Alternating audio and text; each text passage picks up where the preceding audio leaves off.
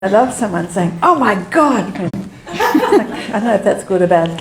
Good evening, everybody. Thank you so much for being here. I'm so happy to be here with my brilliant friend, Carolyn Swindell, to welcome this fabulous debut novel into the world. I'm going to get you to clap in a minute, so hold on. Don't stop. While this evening has the usual bookshop conversation structure, as you know, we're going to talk and then you'll get to ask some questions. It is also the first event Carolyn's doing because today is publication day. So I am seizing this opportunity to say that we are launching this book tonight. I've known Carolyn for quite a long time now. I'm very proud to call her a dear friend. In the time that I've known Carolyn, I have seen her have a baby, that one over there, and that one, but she already had that one.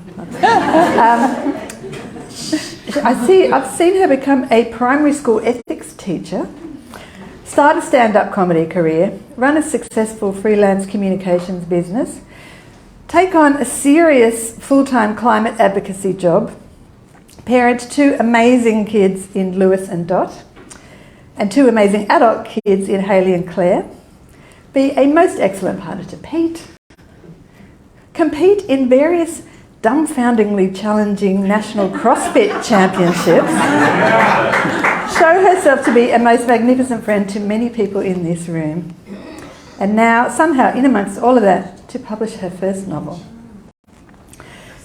We Only Want What's Best displays Carolyn's acute intelligence and her acerbic wit that you all know on every page.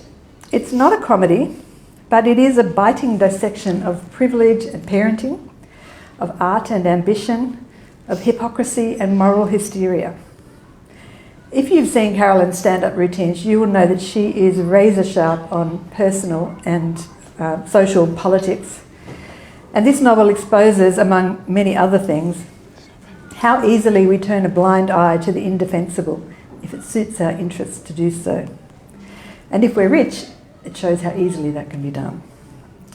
This is a book filled with twists and surprises. A friend of mine, when she heard about the premise of this book, said, "Oh my God, not only do we have dance mums, awesome, we have dance mums on a plane." How much better could you get? So I'm going to invite you to congratulate Carolyn with a big launchy round of applause.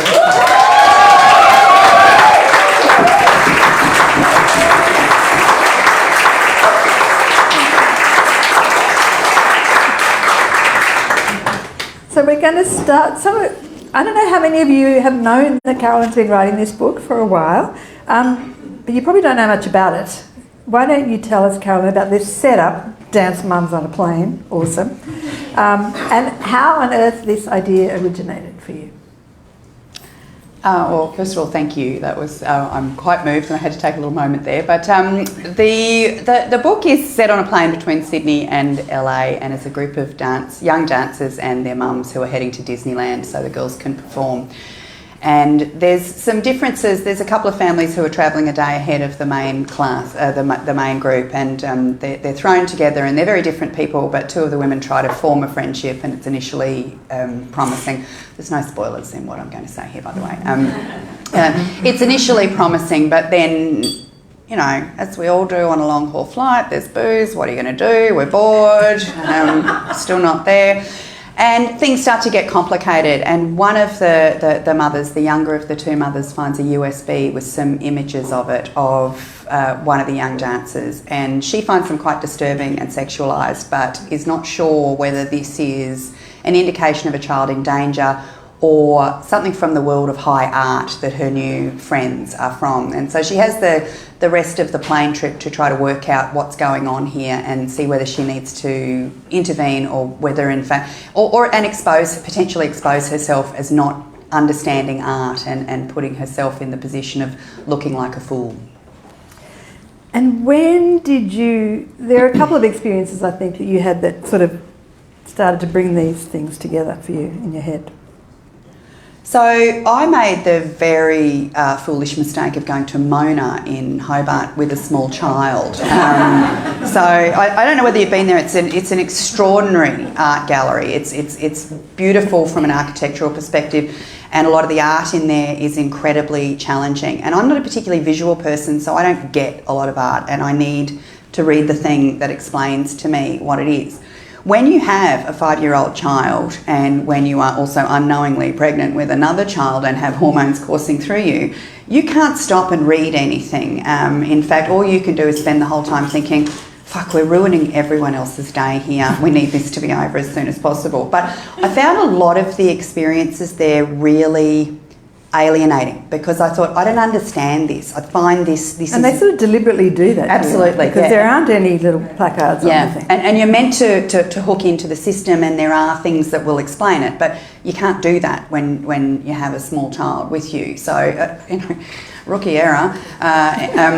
It's okay, Lou, she's forgiven. Yeah, and they are deliberately provocative pieces of art, but I found myself thinking, I don't dare to express the fact that I don't get this or don't like this. I'm being challenged here to say that, and if I say it, that means I'm a peasant. And so I found that very interesting and quite alienating. And about the same time, there was I imagine many of you remember this, there was a dance school here in Sydney in the inner west, and the man who ran that dance school is in jail now for many years for sexual crimes against children. But what really interested me was there was a mother who was sending this guy images of her own children naked, and knowing that he was getting sexual gratification out of that. And I was fascinated by, if we accept the premise that this woman loves her children, that she thought, this is something that I am doing to advance my children's interests. This is going to get them ahead in the world of dance, whatever it is, or the mind control that this man must have had over her to make her think that. And, there's not a whole lot in the public press about the trials, and I didn't want to become an expert on that, but her husband said, my wife became almost under the power of this man. And so there were a couple of things there that happened around about the same time that I thought, these are really interesting. And then before that was, and I'm sure everyone will remember this, it was around about, it must have been sometime post 2007, because Kevin Rudd was the PM, I remember.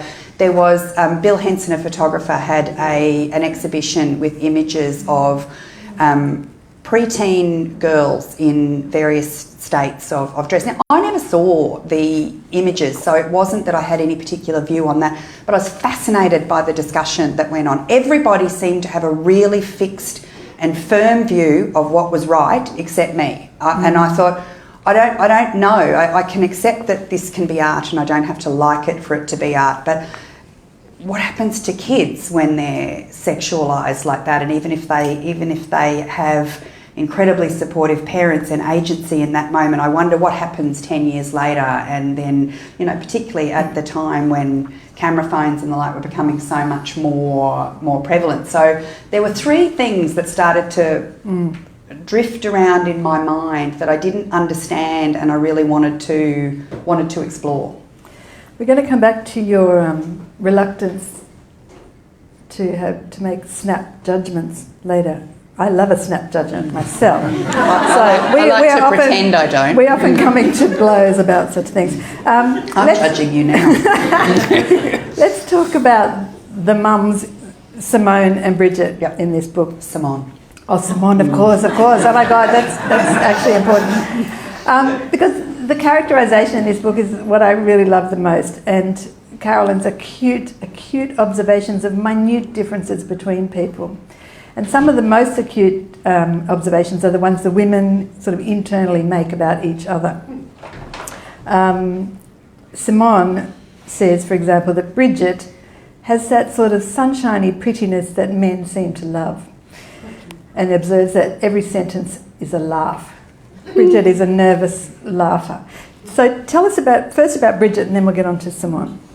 So Bridget's very young. This occurs around the time of her 30th birthday, so it's a big milestone for her, and she wants to use this trip to the States to celebrate that. She came to motherhood very early, and so I guess didn't really have a youth. Her daughter is 12 and she's about to turn 30. So she went straight into parenthood, and so she's I guess having to play an older role than her biology would direct her to be. She says she and her daughter are best friends. Besties, yeah, absolutely. So she's in that world, and they have largely been for a long time. For a long time it was just the two of them, and she's clearly a very capable woman, but she also has a massive inferiority complex because she's younger, she's not educated, she came to motherhood early, and I think that, you know, there is a great sense of awareness among a lot of women who come to motherhood early that they are judged by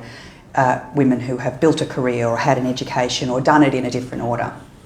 And she's quite naive in some ways, but one thing she's not naive about is she's very aware of the judgments that other people are making about her, especially kind of about her class, really, especially when she hangs out with these other two. Yeah. And she's ambitious for her daughter. Yeah, and she was ambitious for herself, and pregnancy got in the way of that. Mm-hmm, of course. Which is not what happened to me, children. All right, let's talk about Simone, because there's quite a clash between these two women's personalities. Everything about them is really different. Oh, sorry. You see them every day. Yeah, I was just checking I hadn't traumatised my daughter then. I'm sorry, darling. So Simone she's grown up wealthy. She's married into more wealth. She is older. I think she's 47. She has come from the world of high art. She had been a ballerina when she was younger, and pursued that for a long time before she had to give it up.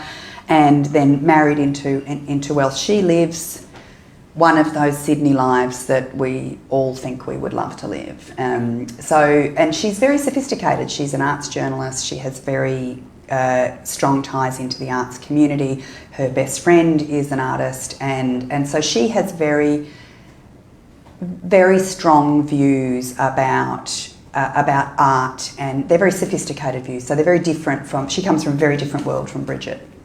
She also has MS, which nobody really knows about. That's not a spoiler because it's quite right up front. But she's got a sort of disgust about that, and she's disgusted by the idea that anyone would feel pity for her, or that she should be in some sort of community doing fundraising walks.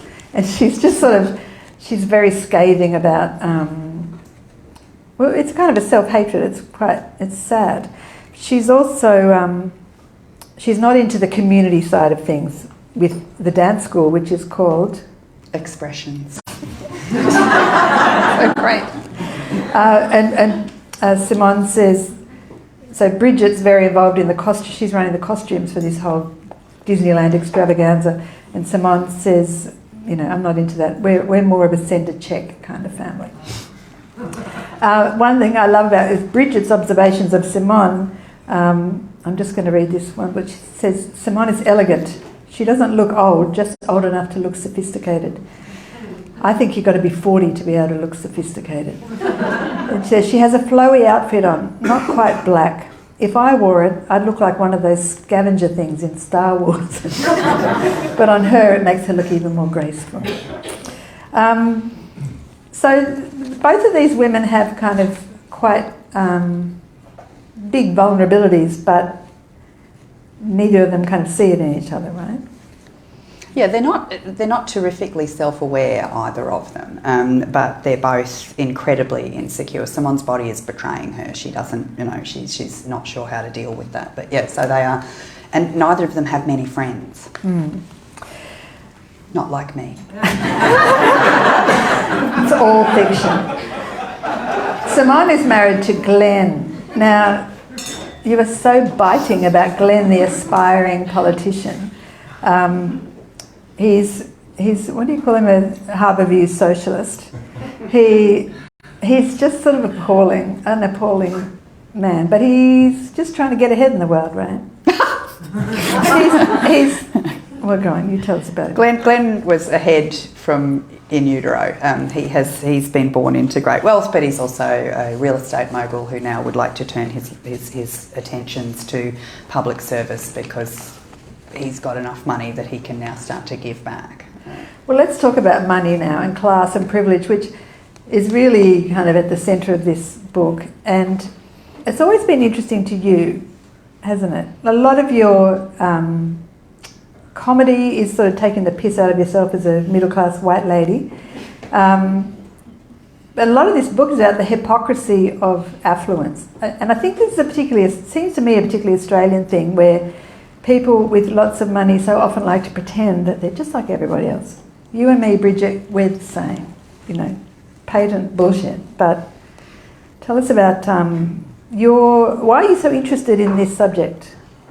I guess this is my great battle with myself, is that I live a very privileged life, and I have some hard work to account for that, but also some good fortune. And I think it's important to understand and acknowledge that without feeling guilty about it. But it is something that on a daily basis I grapple with. That it's like, how do you be a decent person while educating your children in a way that other people can't? And I don't know how to answer that question.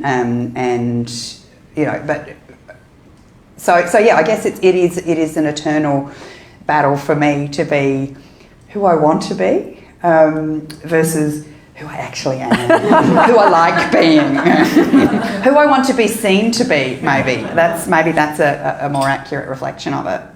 Yeah, it's interesting that Bridget's very aware of all this, and she watches Simone and Glenn moving through the airport. I think she says at one point they're walking around here as if it's their country estate. This is like the first class lounge at the airport. Okay, let's get to the plane, because this is just genius. This setting the novel on a plane from Sydney to LA during an eclipse. So how did you come up with this genius idea, and why did you want to set it on a plane? I wanted to set it on a plane because I wanted to put my protagonist in a situation where she couldn't ask for help. So if I don't understand something, I go to the internet, or I ask someone who I think would understand this, particularly if it's something about art. And I'm having this conversation constantly at the moment about, I don't know what I feel about the Roald Dahl books being rewritten. It's like I've got so many competing thoughts in my mind about that. And although I noticed that they're only dealing with the fat people, not the rich people. So, sorry, went into my stand-up comedy persona for a moment there.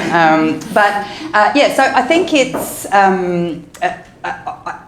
I wanted to put them in a situation where you can't go to the sources you would ordinarily go to, the experts who will unpack this and help you understand it and help you form your own view on it. So that's why I wanted it to be in an isolated place. And I think with David Roach, the screenwriter, I went to one of his courses and he said, a really great story has a single arena. And it's like, well, there's no more single arena than when you put in a metal tube 30,000 feet above the ground and you cannot get out. So I was looking for a way to sort of condense the tension and the moral questions into. It's like, you've only got yourself to rely on here. You need to make a judgment.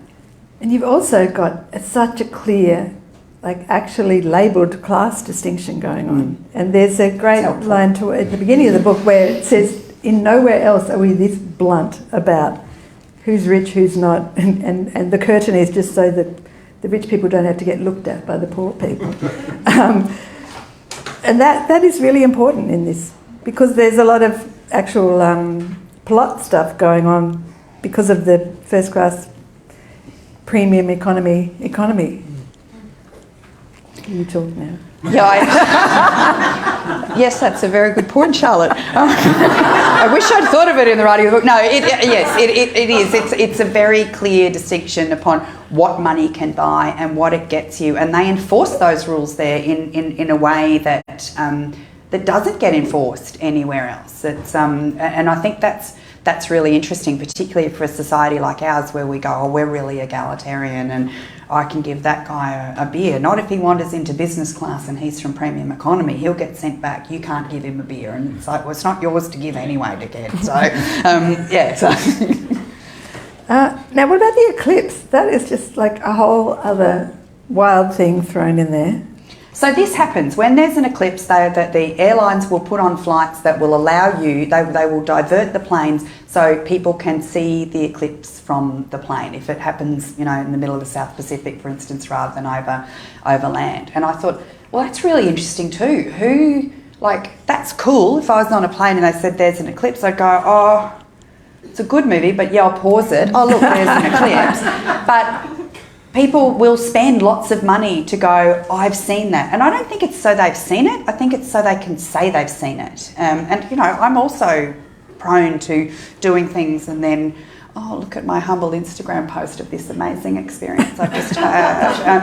I think there's a whole lot of that goes on. And I'm fascinated about people who would go, I need to be on this flight so I can see the eclipse. And it's like, it's a bit like telling me that you have an opinion about Ford versus Holden. That's alien to me. I go, that's really interesting that you would care about that, because I just don't understand how that's something people care about, but I accept that you do. So. And it gives Glenn a lot of mansplaining opportunities of the highest order, which is excellent.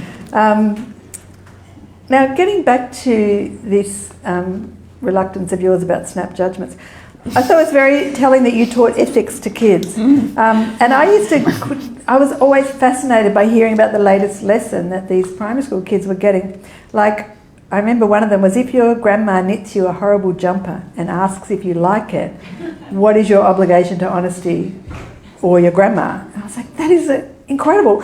What's the answer? So you've never been quick to come down with an instant answer on things like the Bill Henson thing. I am right on to the instant answer, which knowing Carolyn has made me then go and reconsider my position so many times. It's been extremely uncomfortable. So how did you get to be like this is my question. Oh my gosh, you weirdo.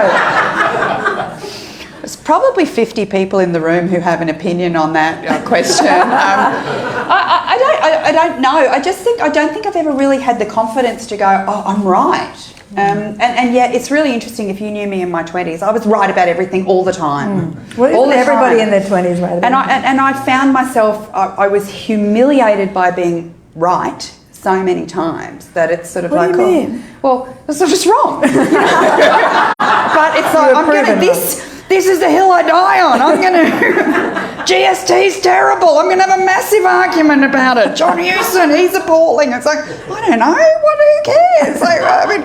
It's important to care about politics. But, I was so right for so long, and then in so many of those occasions was not even partially right and was really embarrassed by how righteous I had been. That I think I've learnt through bitter experience that righteousness almost always leads to me feeling deeply embarrassed afterwards. Well, one of the things about righteousness in this book is this the point about what is art, what is kind of something creepy. Tell us about Toby and Simon's relationship with Toby. Simone.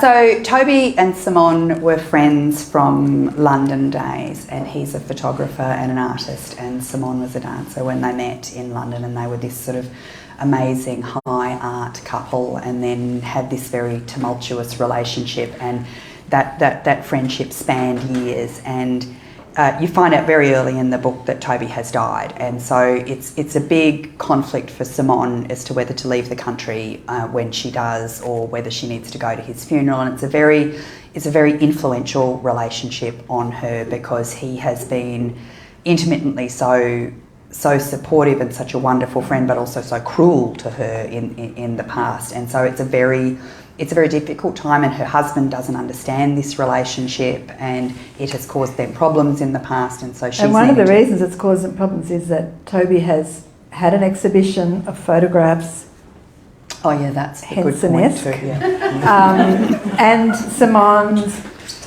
and Glenn's daughter was one of those teenagers in the photographs. Yeah. So Simone was very heavily invested in defending Toby as an artist, and that's potentially her point of conflict. There is that was she wearing her mother hat first and foremost, or was she wearing her art journalist and friend of Toby hat, and what was the right thing for her to do, and had she done the right thing, and had they done the right thing by their daughter, or were they just sort of starting to doubt themselves, as we all do. Anyone makes a decision about, if you've got kids particularly, you have to make decisions on their behalf, but all of us have to make decisions on behalf of other people, and then as soon as you do it, you go, I hope that was right, but we'll find out soon. There's no way of ever knowing whether you've made the right decision, and then you spend a lot of time afterwards doubting yourself and questioning it. And Simone has a lot of her identity is tied up with Toby's work and her former life as a very, serious dancer, serious ballerina. One of the great lines of the book is when Simone's musing about expressions. She's quite dismissive of the whole thing and really doesn't want to be hanging around with these kids and their parents. And she says something like, compared to serious dance, expressions is just flicking your hair and Instagramming your snatch. Sorry, I feel even though Carolyn wrote that, I didn't say that. One potent area of interest for you is the ways that parents, and especially mothers, compete and judge each other. And this is another kind of culture clash between Bridget and Simone. Bridget is kind of appalled at the way that Simone and Glenn seem to really not care about their daughter. She has a different way of parenting. So she thinks that she and her daughter need to be best friends. Simone and Glenn are much more permissive. Glenn has 2 boys from his first marriage, so they have older kids. They've been through this before. So, and I don't think that's an uncommon conflict when you are spent, even if you go on holidays with another family, if their kids are older than yours, you'll often go, really? You're going to just let them go and do that? No, it's bedtime, it's bath time, it's bed. There are stages that you allow your kids to sort of go through, and these freedom gates, and sometimes you're not ready for your kids to go through that freedom gate, and you're with people who are. And it doesn't mean they're wrong, it just means that it's not the right decision for you at that time. But I think that, again, this whole sense of, we're also filled with self-doubt with basically everything in life. But, parenting, it's like, oh shit, I don't know. They give you this baby and then go, off you go. So really? I think that those sorts of things, whenever you're with other people and you're seeing them parenting differently, you want them to be wrong, because if they're not wrong, then maybe you're wrong. And it's like, well, maybe no one's wrong. And it's just like, do whatever's right for you. But I do think that as people, we really want to have our own decisions reinforced constantly. I think it's why, when you have a baby, you hang out with people with babies, because it's like, I can't see people who haven't done this to themselves yet, because then I might doubt what I've done, and I can't do anything about that anymore. So I'm in. It's like a Thermomix. You're in. You've spent the money. They're way better than a Thermomix. I don't know. Apparently the hummus is very good. The kids in this book. So we've talked about the parents. We haven't talked about the kids. Tell us about the kids. So there's 3 girls and a boy in this, or a young man. So there's Zara. Zara, who is Simone and Glenn's daughter, and then her friend Keely, who is her peer and her friend since birth, and they have a sort of vague cousin-like relationship, but they both come from the same background, they're the same age. Yeah, they're 15, right? Yeah, they're 15. And then Bridget's daughter Becky is 12, and so they've moved to Sydney from Perth, Bridget and Becky. She's not found her feet yet. She's with these older girls, and I certainly remember as a young girl, anytime, like when I was 9 and we had family friends and she was 12, it's like, man, I just want to be her. I just want everything she says, I want to write it down and say it myself now, because that will make me 12 and she is awesome. And so I think that whole sort of that aspirational thing when you're young. And then there's Sebastian, who is 18, who's just turned 18. He's Zara's boyfriend, and he was a dancer, but he had hurt his back. And he's also family friends with Zara and Keely and Simone and Glenn and Keely's parents. And so there's the parental relationship sort of sussing out going on, but there's also the kids sussing out. And Becky, beautiful, sweet 12-year-old girl who's just desperate for these older girls to accept her, basically. And they are mean to her. Zara's a little piece of work. she is. Oh, good. Yeah. Snap judgment, finally. I'm sorry, I've been with her for 7 years. And they're quite cruel to her, and they pretend they know a lot about sex even though they don't really, and they make her feel that she's kind of, a baby in that regard. How much were you wanting to comment on the kind of Instagram sexualization of kids, early teenagers? So that's an important part of the story, but I remember very clearly being in that age and trying so hard to act sophisticated. So in 1984, I was at the Lights in Brisbane in Vulture Street, and I was in year 10. I was with a girl from year 12, and it was around then. It came to the expo site, so it's all fancy now, but then it was just Darrow City, and going to the train station was exciting. You go from my private girls' school, and we go across the side. Man, we've seen a real spectrum of wealth today. But a guy said to us at the Lights, me and this girl Tara, who was in year 12, "Are you girls virgins?" And we said, "No." And it's like that whole desperation to be grown up and sophisticated. And now I just go, because we're fucking virgins.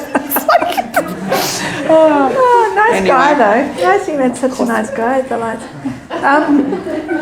No questions on that later on, please. That way in Q&A. We're coming up to your questions in a minute. I've got some more to go, but in about 5 minutes, it's your turn.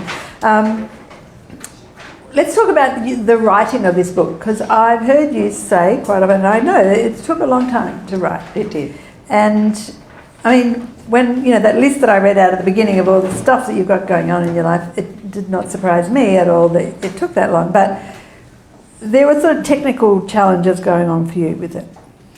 I was writing an entirely different book with the same plot and the same characters for about 5 years. I had this really fancy structure that I just loved, and I was desperate to make work. And it was like from Bridget's perspective from the end of the flight to the beginning, and then Simone's perspective from the beginning of the flight to the end, and I just really wanted it to work, and I still really love it, and I just couldn't nail it. And I got quite a lot of feedback on, this is a really good story, but at times I felt like I was on a long haul plane because we were going over the same. And there was backwards and forwards timelines. Yes, So, which was really difficult. It was like I had one of those like serial killer trackers in my room with the red string everywhere, and it was very difficult. And I think I allowed myself to focus on that for a long time.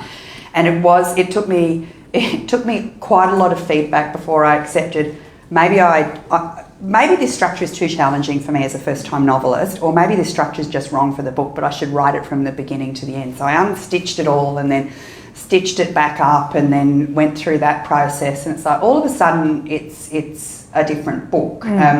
Now I will have to say that at that stage, my agent Sandy Wagner, who has seen merit in my work for a long time, thank you Sandy for believing in me for a long time, took it to my wonderful publisher Kelly Dowse, who also said there's potential here but there still needs to be work done. So it wasn't just a matter of me unstitching it and putting Frankenstein's monster back together and going, oh mate, you look awesome. There was a whole lot more work, but the work could be done then because the sort of the busyness was out of the way. Yeah, I think we were talking the other day about this. When you first start writing, there's a kind of underconfidence that makes you think, oh, I have to have something really cool and amazing, because if it's just me and my writing, no one's going to care.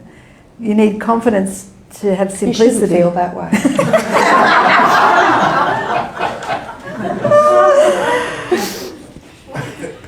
That said, there's still quite a lot of complex narrative stuff going. The point of view I want to talk about, because you've got Simone's point of view, Bridget's point of view, they're both in first person, and then you've got a kind of omniscient narration of the children. So that's like 3 things to wrangle that are quite complicated. How did you do that, Carolyn? It may have helped that I started with this bizarre structure that I did, because I was writing then one character and then I was writing the other character and I was writing the kids bit. And the feedback that I got from several readers was that the bit that has the most life in this is actually the children. And that was interesting, because that was the most condensed writing period that I did. I did that sort of all in one hit, and so that sort of led me to think a little bit more about, well, what are the characters? And then at one stage the feedback was that the voices weren't different enough, and it's like, well, I don't know these women, basically. I'm just writing them and I don't know them. So then I had to go into a process of, I guess, dating, getting to know them a bit and understanding their backstories and the like. And so I wrote tens of thousands of useless words, but that in terms of they don't appear anywhere, but they were incredibly useful for me in going, oh, okay, I now understand this person a little bit better, and why would she act this way, and Yeah, got the depth of characterisation. And that thing of, an old editor of mine once said, plot is character and character is plot. So that's very helpful for when you don't have a plot. You go, I don't really understand that. What does that mean? Oh, look, I'll tell you that. It's very sophisticated. It's a masterclass. Did you have any model books or writers? I often, each book have a kind of 2 or 3 books that are my kind of touchstones. Did you have anything like that? So there was a bunch of stuff that I was inspired by. So when I first had the really complex construct, I wanted to emulate the experience that I had at the end of watching The Sixth Sense, and without telling anyone, oh my God, if you haven't seen it yet, please. But it's like, there's an aha moment, and then after that, the real sugar hit is going back and going, yeah, but he must have, oh no, got that, must have, no, got that, and going back and having that experience in reverse and going, man, it was all there. I could have seen it, I didn't see it, but they had it all right. So I wanted to emulate that experience in when I had the first complex structure. I did look a lot at Leanne Moriarty's Big Little Lies, because I thought that was a really interesting. And if you've read the series and the book, I think are both incredibly good and stand on their own as pieces of art and entertainment worth looking at. Even if you've seen one, it's worth reading the other, vice versa. But I liked what she did with the characterisations. There were, I can't even remember now from the points of view in that book, but I think that was one that I looked at a couple of times structurally. How is this done? I think we might open to your questions. I have the right of veto over any question. No, you don't. I have the right of veto. Oh, I see. Right. I forgot how that ran. There's one right at the back and then one in the front. Speaking of Big Little Lies, are you planning book number 2? And is it going to be an extension of book number 1? I need to repeat the question for the recording. So it was, speaking of Big Little Lies, are you looking at book 2, and is there maybe a sequel? Is that what you were saying? Is it a continuation? A continuation. Thank you. So there's no continuation. I feel like a long haul flight is enough to spend with strangers. But they're going to fly back. Sorry. I am writing another book at the moment. I need to extract some time from other distractions and focus on it, but I am looking at that at the moment. Thank you for the question. Ailsa Piper. I'm curious to know if there are different heads you have to go into to write comedy and to write fiction, because you do stand-up comedy, which seems like another space to me, so I'd love you to talk about how you write for 2 different things. Thank you. I'm going to repeat that. It's a question about does Carolyn have two different sort of writing heads, I guess, in a way, for stand-up comedy versus fiction writing? I think so. During this marathon process of writing this book, I came to the conclusion I'm not a novelist. This is too long a process. I don't have the. This is not me. I'm a sprinter. I'm not a marathon runner. I'm neither really. But anyway, let's just use the metaphor. But I actually think that's wrong. It's the same. I use the same sort of brain in that I can only work in fairly short bursts, and I can string a number of those short bursts together, but with some sort of break in between. Yes, it is different if I'm doing a 7-minute stand-up spot versus a novel, but I think we can all tell I don't know the answer to this question. And not sure, Ailsa. I'll think about that. But let's all remember I'm a sprinter, not a marathon runner. That's the takeaway from that. Susan. Carolyn, I don't think you're a dancer either, are you? Or have you been? Well, I will say at Pilates last week or the week before, there was an instructor who I hadn't had before, and at the end she said, "Carolyn, were you a dancer?" And I thought... So my question is, how did you get your head and your body and your writing into the world of dance? Thank you, Susan. That question was, how did Carolyn get to understand so well the world of dance, even though she is clearly a ballerina? Thank you. No, I'm not a dancer. So I did a lot of reading about it, and I did a lot of reading of interviews with young women who had gone into professional dance companies. I also had the very generous experience of a friend who's in this room who was able to share with me her experience of what it's like being a dancer, and just some of the bizarre things that are required of kids in this world, the pressure that is put on them. So it was a lot of it was a lot of research and reading, but primarily it was just desktop stuff with a couple of interviews, personal interviews. I didn't go and do any classes, although I think I'd be great. I think you should join Expressions. Broadway. I did do a beginner's Broadway dance class in New York, and when they say, if you go to, here's a word to the wise, if you go to a dance class near Broadway and it's called beginners, it's not beginners. It's professional dancers who specialise in other areas. So I was a beginner in all of the areas. Most of them were only beginners in Broadway jazz. I was actually with a friend, and we were a bit nervous, so we thought, well, let's just have a quick drink first. And we said, where's the nearest bar? And they said, well, it's down the hall. And we went, oh my God, you've got a bar here? And they went, yeah. And we walked down, and it was just a ballet bar. All right, clash of cultures. We're Australian. We need some shots before we do this class. Do we have another question from the floor? Well, Yes, I have. Oh. Who in this room are your characters based on? Have you read the book? No, I've got a fair idea of what's going on here. I don't like any of them. You'll like all of them. Like, they're all hateful, but they're also all hopefully human and will have some of your sympathy. They're all based on me, Paul, so if you don't like me, you won't like this book. I don't know any real estate moguls though, so that one is entirely my imagination of what those people are like. The fantasy of being married to a real estate mogul. Oh, Pete. If I'm allowed a second question. You are? Having been part of a writing group run by Charlotte, attended by Carolyn and several other people in the room, I'm just wondering if you two might talk about how Charlotte helped you. Not very much. I did the whole thing. Oh my.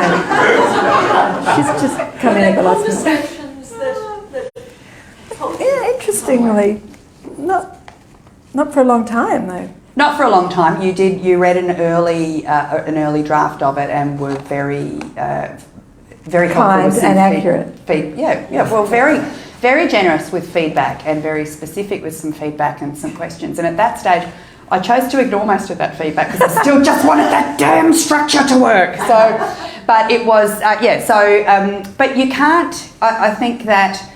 It's you can't ask people to read different versions of the same manuscript over and over again because it's like, well, I've seen this, I don't know, what am I seeing? You can't read it properly. Yeah. It's so Bridget started out as Fiona, and then I realised no one's called Fiona who's 30 anymore, and so now she's still Fiona in my mind. But it was like I had to ask Hayley, all right, you're 27. What are your friends? Girls at school. What were their names? And we had went through a list of names. And I went, all right, Bridget, that'll do. But it's taken me a long time to shift my mind towards that. The point of that story I can't remember, other than I've been writing the book for a long time. But that's what it is. But about the kind of people group, to reread it. I think the writer friendship influence thing, because you have at least several writer friends in this room.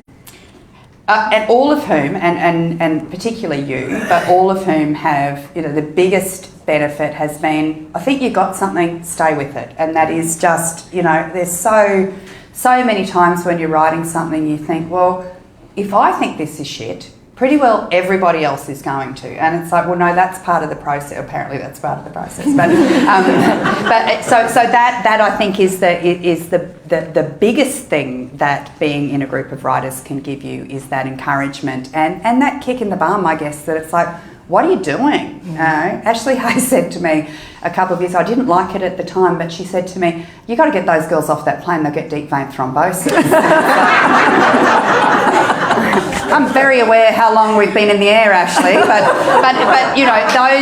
those are the sorts of things that other writers can give you that's super annoying, but also helpful. And so I think that Charlotte has been extremely helpful to me in some specific feedback, but the absolute benefit, and Elsa Piper is another one here who I would say I wouldn't have got this book off the ground if not for the encouragement that it's like, this story is good, these characters are good, your writing works, just keep at it, trust the work and get it done.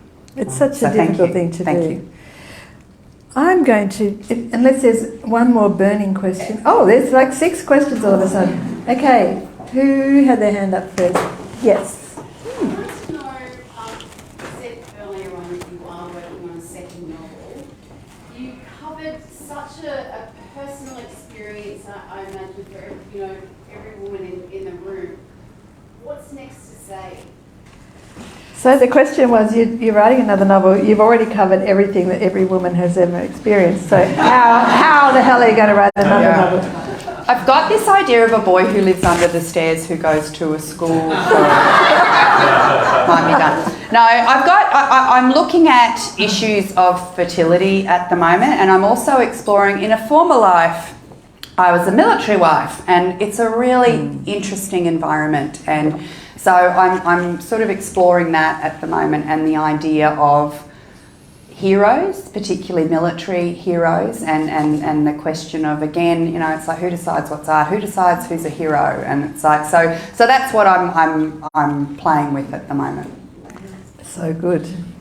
There was another question along this wall, but yes. Just a question about writing a book during COVID and lockdown, so pre versus post. How, in between driveway drinks with your neighbours, how did the view of the world change, and both the process of writing a book and the pressures of lockdown versus your perspectives on human behaviour pre and post? Oh, that's so good. I just quickly need to paraphrase for the recording. The question is about writing the book pre and post COVID and what happened to you. in a writerly sense? So, what was really annoying is that a whole lot of stuff about flying changed. So I had this whole segment, you used to have to fill in those forms when you left the country. That was the whole chapter that had to go and had to rethink what can I do, because she had an argument with her husband about the forms, and it's like, what else do you argue about at an airport? It's like everything. You argue about everything at an airport. But in terms of the lockdown, it was helpful to me, I guess, in the sense of isolation. And I've got to say, I had probably the easiest lockdown of anyone on the planet. It was not, I didn't have the hardships that many people did.